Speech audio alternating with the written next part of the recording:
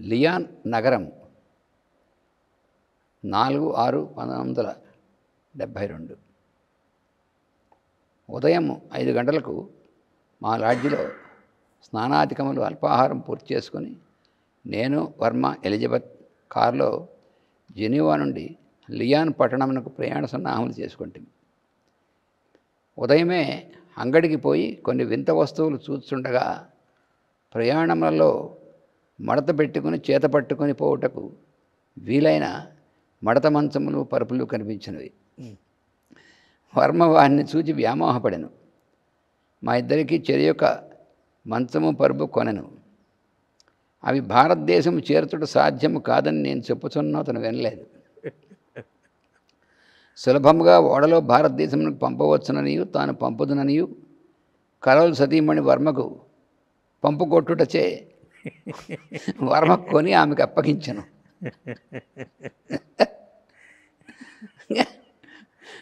ఆమె వానికి కావలసిన కర్మకాండ పూర్తి చేసి ఓడనెక్కించను. కర్మకాండ అవి నేటి వరకు భారతదేశం చేరలేదు.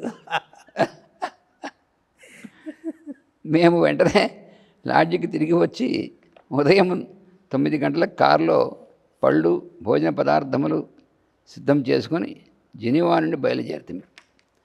అతిలోక సుందరము ఆధ్యాత్మిక వాతావరణ పూరితముకు జెనీవా నగరం విడిచి వచ్చుండగా నాకు కొద్ది బాధ కలిగినది.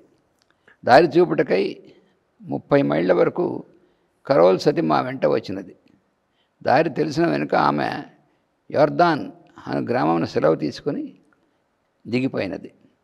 మా కారు స్విట్జర్లాండ్ సీమలు దాటి ఫ్రాన్స్లో ప్రవేశించిన సమయం నుండి ఎండ అతి తీవ్రమయ్యను. భారతదేశమున విజయవాడ ప్రాంతమున వేసవి కాలపు ఎండ వలె ఉండెను. వెచ్చని గాడ్పు చెవులలో నుండి ఆవిర్లు చిమ్ముచున్నది. మధ్యాహ్నం 12 గంటల సరికి లియాన్ పట్టణము దూరదర్శనమయ్యను. 2 మహాపర్వతముల మీద నుండి సుందర మహాభవనములు వందలు వేలుగా పర్వతమునకు చుక్కల ముగ్గులు పెట్టినట్టు కనిపించున్నవి. బాటలు మిక్కిలి విశానములు. వాహనముల సమ్మర్దము చాలా హెచ్చుగా ఉన్నది. పేటలు పల్లెలతో కలిసి 18 చదరపు మైళ్ళ నగరం అది. కొన్ని బాటలు తుక్కుతో చెత్తతో దుర్వాసనతో నిండి ఉండి ఒక్కమారు మన ఊర్లో ఉంటిమా అనిపించినది. చాలా కాలం తర్వాత స్వస్థలం చేరినట్లు అనిపించాను. అటు ఎండకి ఎండ చెత్తగా వాసన ఇవైను.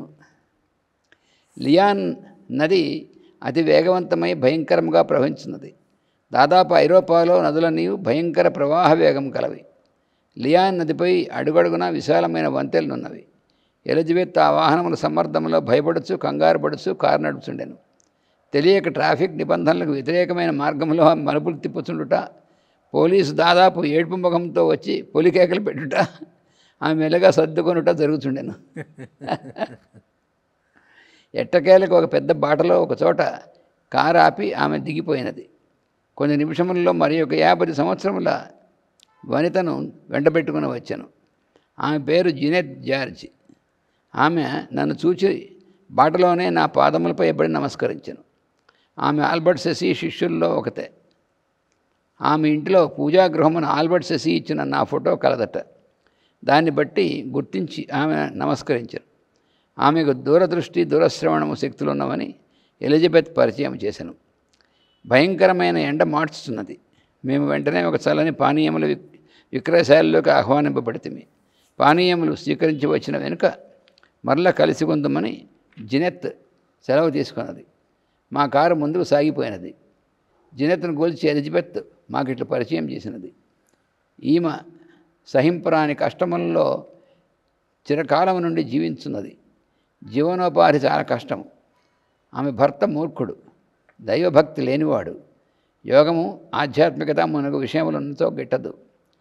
అతడు కషాయ దుకాణం పెట్టి మాంసం అమ్ముతున్నాడు. ఆ దుకాణమునికి ఈమె మేనేజర్గాను అకౌంటెంట్గాను పనిచేస్తున్నది. డబ్బులు అతనికి అందకుండా లెక్క చూచి ఈమెయే పట్టుకొని పోయి గృహ నిర్వహణం చేయను. ఈమెకు 2 కొడుకులు. ఫ్రాన్స్వా అని పెద్ద కొడుకు పెళ్లి చేసుకొని తల్లిదండ్రులను విడిచి హోటల్ వ్యాపారం నడుస్తూ ఆఫ్రికా, పర్షియా, అరేబియా, ఇండోనేషియా దేశంలోని మహానగరంలో పెద్ద హోటళ్లను నిర్వహించాను. ప్రస్తుతం తిరిగి వచ్చి ఈ సమీపమున్నే ఒక గ్రామమున సిమెంటు వస్తువుల వ్యాపారం చేస్తున్నాడు. 2వ కుమారుడు డొమినిక్ ఇంకను ఏమి చేయవలనా అని వ్యాపార ప్రయత్నంలో తిరుగుతున్నాడు. ఈ కుటుంబం మొత్తమున ఈమె ఒక్కతియే ఆల్బర్ట్ సెసి ఉపదేశమును పొంది పూర్తి శాకాహారిణి ధ్యాన జీవితం నడుచున్నది.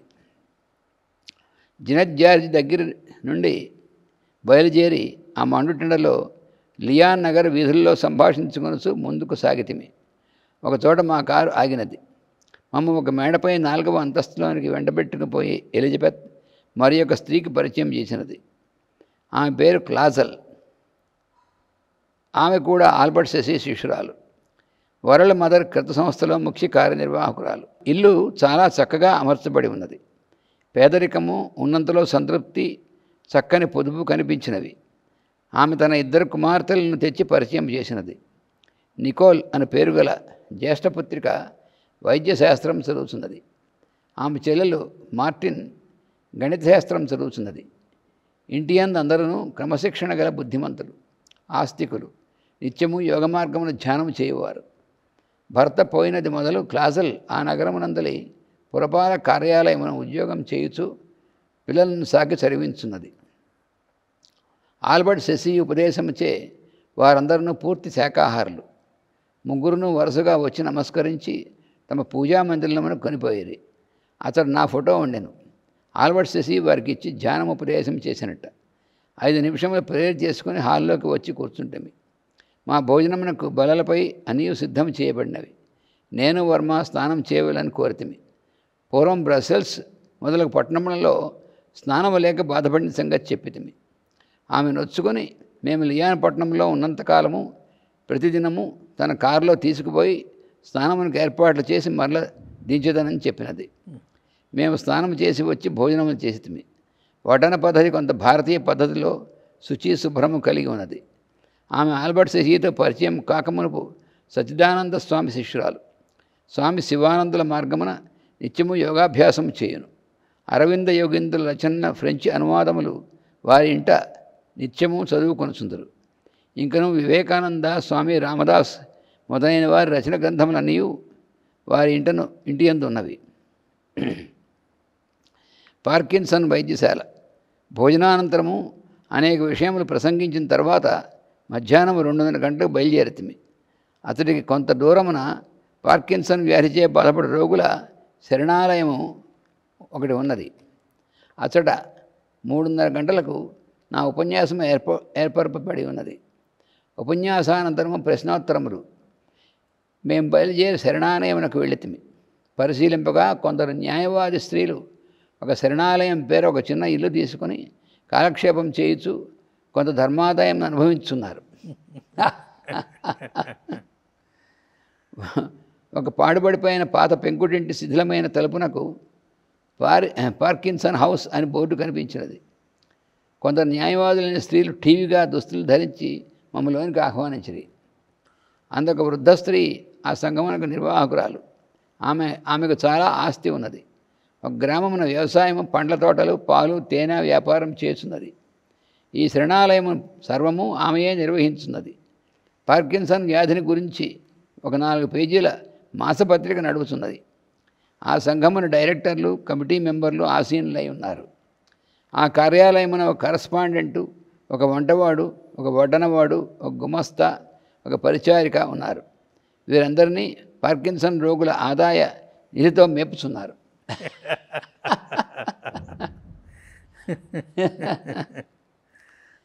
నా కార్యక్రమమున 3 గంటల నుండి 4 గంటల వరకు వేదము, అధ్యాత్మ విద్య అను అంశంను గూర్చి ఉపన్యాసము. అటుపైన పార్కిన్సన్ వ్యాధిపై ప్రశ్నోత్తరములు నడిచెను. మేము అతడికి చేరినప్పటికీ 2:30 అయినది. వాతావరణం ఏ కారణమునో దుర్భరముగా ఉన్నది. అతడు చేరిన వారి సూక్ష్మదేహములన్నీ మలభూయిష్టములైన ఏవో ఘోర పాపములను సూచించున్నవి. పాతబడిపోయిన ఆ ఇల్లు దయ్యాల కొంపవలే ఉన్నది.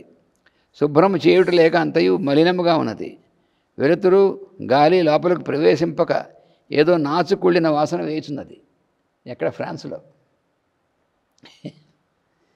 వర్మకు మొగము తిరిగి వాంతి రాబోతున్నట్లు అయ్యను. అందరిలో వంటవాడు మాత్రము వ్యాయామ కర్కశమై కండలు తిరిగిన శరీరముతో, జామిపండు వలె మందస్మితముతో కూడిన చిరునవ్వు మొగముతో చాలా ఆరోగ్యవంతుడై కనిపించెను. ఏదో పూర్వజన్మ సంస్కారము ఉత్తమమై నిత్య సంతుష్టి అతని కన్నుల్లో వెలువడుచుండెను. ఆకర్ణాంత విశాలమైన కన్నులతో నన్నే చూస్తుండెను. చెవుల వరకు పెంచిన పెద్ద మీసములు, చూపులలో సత్వగుణము, ఆత్మజ్ఞాన రేఖలు కనిపించున్నవి. పిల్లని ఎత్తుకుని పక్కనే నిలబడిన అతని భార్య కూడా ఉత్తమ ఆధ్యాత్మిక ప్రవృత్తి విలువ చూపులతో నా వంక చూస్తుండెను. ఒక ఆదర్శవంతమైన మహనీయుల కుటుంబము శాపవశమున ఇచ్చట సేవలో బద్ధమై ఉన్నదని నాకు అనిపించాను. వారు జిప్సీల కుటుంబము వారట.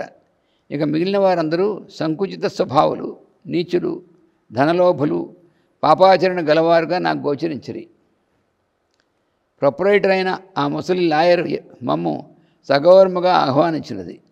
ఆమె పక్కనే కుర్చీలో ఒక పురుష లాయరు స్థూల శరీరముతో, పక్షవాతమున వంకరబోయిన కన్నుతో, శుభ్రము చేయని పలువరసతో, గరుకైన రాతి చిప్ప వంటి మొగముతో నవ్వుచు ఫ్రెంచి భాషలో మాట్లాడుచు నాకు అనువాదం చేసి చెప్పమని ఎలిజబెత్ను ప్రోత్సాహం చేయుచుండగా ఆమె నిరాకరించుండెను. వారి సాన్నిధ్యమున భరింపరాని సూక్ష్మ దుర్వాసనలు వచ్చుతున్నవి. మా నడుమ ఒక అపరిశుభ్రమైన మరుగుదొడ్డి ఉన్నట్లు అనిపించినది. మిగిలిన వారికి ఎవరికీ ఏ వాసనలు లేవు. ఎలిజబెత్ను అడిగి చూచితిమి. ఆమె ఏ వాసనలు లేవన్నది. ఇంతలో చాలామంది ప్రేక్షకులు పరిచయ సమయమునకు వచ్చిరి. అందుకొందరు హఠయోగులు, మరికొందరు దేవుని పుత్రులు అను శాఖకు చెందిన చర్చి సోదరులు. ఎవరు ఉపన్యాసం ఇచ్చినను వారు ప్రశ్నలతో పీడించి తీవ్రంగా విమర్శించురట. ఎలిజబెత్ భయముతో వారిని గూర్చి నా చెవిలో చెప్పాను. నేను భయం లేదంటునే.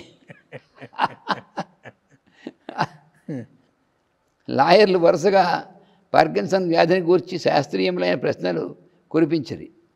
సమాధానములు పొందిన వెనుక భారతదేశమున ఈ వ్యాధికి వైద్యం ఉన్నదా అని ప్రశ్నించిరి. ఈ వ్యాధి సామాన్యంగా భారతదేశం ఉన్న వారికి రాదు. వచ్చినను ఆయుర్వేదము, హోమియో విధానములలో 3 సంవత్సరములలో నివారణ మగునని తెలిపితిని. ఐరోపా దేశముల్లో ఈ వ్యాధి ఎక్కువగా వచ్చుటకు కారణమేమి అని ఒక వృద్ధ స్త్రీ ప్రశ్నించను. పరస్పర ఆపేక్షలు లేని కుటుంబముల పెరుగుట, ఫ్రిజిడియర్లో నిలవైన మాంసము తినుట, అతి కాముకత, మితిమీరిన నిత్య సంభోగం వలన ఈ వ్యాధి కలుగునని వివరించితని నిర్మోహమాటంగా చెప్పారు.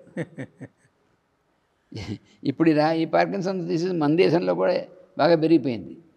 ఎందుకంటే ఈ కారణాలు మన దేశం కూడా వచ్చాయి. ఇప్పుడు అది కారణం. వాళ్ళనే అనుసరిస్తున్నారు కాబట్టి వాళ్ళనే అనుసరిస్తున్నారు కాబట్టి మరి వాళ్ళ జీవిత విధానాన్ని అనుసరిస్తున్నారు మంది మానేసి. అందుకని ఆ వ్యాధులన్నీ మనకు కూడా వచ్చాయి.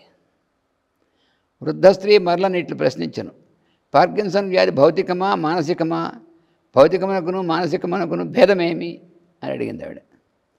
ప్రశ్నకు సమాధానం చెప్పడం వలన ఆమెకు అసద్ధమకు స్థితిలో లేదు కనుక నేను దాన్ని విడిచి ఇతరుల ప్రశ్నలను సమాధానం ఇచ్చుంటుంది. జరుగుతున్న సంభాషణలో వివరింపబడుతున్న విషయములకు వారు ఆశ్చర్యపడుచుంటుంది. కొంతసేపటికి ఆ వృద్ధ స్త్రీ కూడా ఆశ్చర్యము ఆనందము పొంది కుర్చీలో అటునిటు మసలుచుండెను. నిజమునకు ఆ విషయములన్నీ భారతీయులకు అతి సామాన్య విషయములు. అంత ఆశ్చర్యపడవలసింది ఏమీ లేవు. కానీ వారికి అవే ఆశ్చర్య విషయములుగా నుండెను. ఆయుర్వేద శాస్త్రమును గూర్చి ప్రశ్నింపగా వాతపిత్త శ్లేష్మముల నిజస్వరూపమును వివరించింది. అది వారి కని విని ఎరుగని విషయములుట. ఆయుర్వేదమునకు ఒక శాస్త్రం ఉన్నదని, ఆయుర్వేదమును ఒక శాస్త్రం ఉన్నదని వారు ఎరుగరు. ఎవరో సాధువులు కొన్ని మూలికలు వాడుటయే ఆయుర్వేదం అనబడునని చాలామంది ఉద్దేశ్యం. ఇంతలో ఒక చిత్రం జరిగిన వర్మ అతడి వాసన భరించలేక బయటికి పోవుతున్నా నేను పోనీయలేదు. వర్మ మెల్లగా చేతి సంచిలో నుంచి మాస్టర్ సివి పటము తీసి బల్లపై పెట్టి 3 అగరత్తులు తీసి వెలిగించను. నమస్కరించి ప్రేయరు చెప్పాను. గది వాతావరణం అంతయు మారినది. అందరూ నిశ్శబ్దముగా కుర్చీల్లో కూర్చుండి కన్నులు మూసిరి. ఏదో అదృశ్యమైన అలికిడి అందరిలో నుండి ప్రయాణం చేయుచున్నట్టు గమనించిరి. ఆ ముసలి లాయరమ్మకు మూలాధారంలో చిన్న కదలిక బయలుదేరినది. ఏవో గిలిగింతలు, ఏదో పట్టరాని సంతోషం వంటి బాధను అనుభవించుచు కుర్చీలో ముద్దయ్యి అటు ఇటు కదిలొస్తుండెను. కొన్ని క్షణములలో ఆమె నోటి వెంట ఇట్లు వెలువడెను. అయ్యో, భారతదేశం నుండి వచ్చిన అనేక మహనీయుల ఇదివరకు చూచితిని, విచిత్ర వ్యక్తులను దర్శించితిమి. మన ప్రశ్నలకు ఇట్టు సదుత్తరములు ఇచ్చి ఎవరినూ తృప్తి కలిగించలేదు. తృప్తి అనగా ఇది నిజమైన తృప్తి. మనకు దారి దొరికినది. అనేక విషయముల్లో మీరు మాకు దారి చూపించితిరి. ఇట్లు తన వశముగాని సంభాషణ చేయుచు కొంతసేపు మెలికలు తిరిగిపోయాను.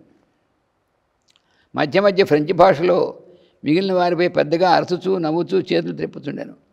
ఆమె అనుభవించుతున్న సంతోషము కూడా బలిష్టమైన గిలిగింతల వలె బాధాకరముగా ఉన్నదనియు, దానికి కారణం అనేక మాలిన్యములతో కూడిన ఆమె సూక్ష్మదేహము ఒక మారుగా మూలాధారం నుండి కదులుటనియు, జరిగిన కదలిక ఆమె సూక్ష్మ శరీరమును కొన్ని రంధ్రములు కలిగించుతూ పూడిపోయిన వెన్నెముకలోని దారులను బలముగా పూడిక తీయుచుందనియు గ్రహించితిని. ఆమెకు మొదటి మారుగా జన్మించున్న సంతోషము యొక్క ప్రసవ వేదనను అరగంట సేపు అనుభవించినది. 5 గంటల వరకు ప్రశ్నోత్తరం జరిగినవి. అందరూ కొంత విరామమునకై లేచిరి. అంటే అసలు అక్కడ ఉన్నటువంటి సన్నివేశం చాలా విచిత్రమైనటువంటి సన్నివేశం. అంటే అంత మొత్తం గ్రూప్లో అందరూ ఎవరో ఒక్కళ్ళు ఎక్సెప్షన్ తప్ప సూక్ష్మ శరీరాల్లో ఎంత మాలిన్యం అనేటువంటిది మన వాళ్ళకి కూడా ఇప్పుడు తెలియదు. సూక్ష్మ శరీరం ఉంటుందనే చాలామంది తెలియదు. అంటే అంత ముందు తరాల్లో మన వాళ్ళకి తెలుసు. ఇప్పుడు ఎందుకు తెలియదంటే ఇప్పుడున్నటువంటి ఎడ్యుకేషన్ సిస్టమ్ వల్ల పాశ్చాత్య విధానాలు అలవాటు పడినటువంటి దీనివల్ల అసలు ఈ స్థూల శరీరం అనేటువంటి తప్ప సూక్ష్మ శరీరం తెలియకుండా పోతున్నారు మన వాళ్ళకి కూడా. స్థూల శరీరం వాసనలే పట్టలేనటువంటి వాళ్ళు, అంటే వాళ్ళకే వాళ్ళ వాసన అలవాటైపోయి వాళ్ళ వాసనలు ఉన్నటువంటి వాళ్ళకి సూక్ష్మ శరీరం వాసనలు పడేటువంటి స్థితి ఎక్కడ ఉంది? అది ఎప్పుడో పోయింది. కానీ అక్కడ ఉన్నటువంటి గ్రూప్లో అందరికీ అలా ఉండడం అనేటువంటిది చాలా, ఎందుకంటే పై కారణాల వల్ల. అంటే ఇది అక్కడ ఉన్నటువంటి ఆ ప్రాంత ఇంచుమించుగా ఆ దేశంలో ఆ ప్రాంతాల్లో ఉన్నటువంటి, ఇప్పుడు స్విట్జర్లాండ్కి ఈ దేశానికి ఎంత తేడా ఉంది చూడండి. స్విట్జర్లాండ్లో ఉన్నటువంటి వాళ్ళు ఆధ్యాత్మిక శోభతో ఉన్నారు, వస్తుంటే బాధ కలిగిందని కూడా అన్నారు మాస్టర్ గారు. ఇక్కడ చూస్తే ఇక్కడ వచ్చినందువల్ల బాధ కలిగట్టుగా ఉంది. పూర్తి రివర్స్లో ఉంది ఇక్కడ. అంటే చాలా ఆశ్చర్యం. మన వాళ్ళు అనుకుంటారు అబ్బో ఆ దేశాల్లో ఇంకేముందని. ఆ దేశాల్లో ఏముంది మరి అయితే ఉరికినే వాళ్ళందరూ భారతదేశానికి ఎందుకు వస్తారో అన్నీ పోగొట్టుకోవడానికి వస్తారు. బయటికి క్లీన్గా దేశాలు కనబడటం కాదుగా, లోపల శుద్ధి కావాలి కదా, మరి దానికోసం వస్తారు. ఇప్పుడు చూడండి ఎంత ఆవిడకి ఎక్కడ లోపల ఏ సంచలనాలు జరుగుతున్నాయో కూడా మాస్టర్ గారు ఆయన మరి గమనించగలిగారంటే, ఉక్కిరి బిక్కిరిగా ఉన్న వర్మను తీసుకొని నేను చల్లని గాలికే బాటలోనికి వచ్చింది. అంటే బ్రేక్ ఇచ్చారు 5:30కి. అందుకని ఎవరికి కనిపించకుండా తప్పించుకుని ఆ బాట వెంట కొంత దూరం పోయి ఒక హోటల్లో దూరితిమి. మాకు ఆకలిగా ఉన్నది. అతడి హోటల్లో రొట్టె తప్ప దక్షిణ భారతీయులకు కావాల్సిన పదార్థములు ఏవీ లేవని, ఏవియు మందుకైనను లభించవు. అంతయు ఆశాభంగము. మేము బుద్ధిగా ఒక కాఫీ దిప్పించుకుని త్రాగి లేచేసరికి అరగంట సేపు పట్టినది. బల్ల తుడుచుట, దానిపైన పరిశుభ్రముగా ఉతికిన వస్త్రం, చాకడింటి నుంచి సీల్ తీసి పరచుట మున్నగు శాస్త్రములన్నీ శాస్త్రం ప్రకారం చేయనిదే. అక్కడ హోటళ్ళు వారు కాఫీ ఇయ్యరు. ఒక కప్పు కాఫీ ఇవ్వడానికి ఇవన్నీ ముందు చేరస్తానని వాడిను. చేతబడి ప్రయత్నం. కాఫీ సేవించి మరల మా సమావేశ రంగస్థలమును ప్రవేశించితిమి. 5:30 గంటల నుండి నేను ఉపన్యసించితిని. వేదము, భారతీయుల ఆధ్యాత్మికత అన్నది నాటి ఉపన్యాసాంశము. ఉపన్యాసం జరుగుతుండగా ఎలిజబెత్ ఫ్రెంచ్లో అనువాదం చేయుచుండెను. ప్రేక్షకుల్లో ముందు వరుసల్లో ఒక 50 ఏండ్ల వనిత కూర్చుండి పరీక్షగా నా వంక చూస్తూ మెల్లగా ఏవో వాక్యములు గొణుకుచున్నది. కొన్ని క్షణములు నిదానించి చూచితిని. జుట్టు సమర్గ్రాఫ్గా కత్తిరించుకొని కూర్చుండిన ఆ వనిత మొగమున ఒక పుర్రె, ఎముక ముక్క, ఒక పానపాత్ర గాలిలో వేలాడుతున్నట్టు కనిపించను. చక్కగా వస్త్రం ధరించి ఉన్నను. ఆమె నగ్నముగా ఒక చీకటింట కత్తి పట్టుకొని తిరుగుతున్నట్టు కనిపించను. ఆమె క్షుద్రతంత్రమును అభ్యసించు రహస్యతాంత్రిక కర్త సమాజమున సభ్యురాలనియు నాకు వాగ్బంధనము చేయుటకు యత్నించున్నదనియు స్ఫురించను. ఇంతలో నేను చెప్పుతున్న వాక్యములను ఫ్రెంచ్లో అనువాదం చెప్పుతున్న ఎలిజబెత్ అకస్మాత్తుగా ఆగిపోయినది.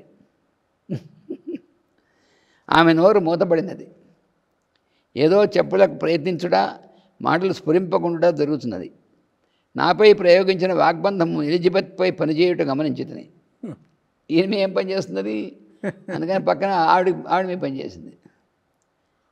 వెంటనే ఎదుట గొణుకుతున్న వనిత కన్నుల్లోనికి చూచి నవ్వి తిరస్కరించినట్టు సంభాషించు ఉలిక్కిబడినట్టు చేసి తిని. వెంటనే ఎలిజబెత్ మరల జయప్రదముగా అనువాదం సాగించినది. నాటితో ఆ క్షుద్రతాంత్రికురాని ప్రయోగ శక్తులు అంతరించినట్లే. ఉపన్యాసం సాగిపోయినది. ప్రేక్షకులందరూ మరి ఒక లోకములను మైమరచిరి.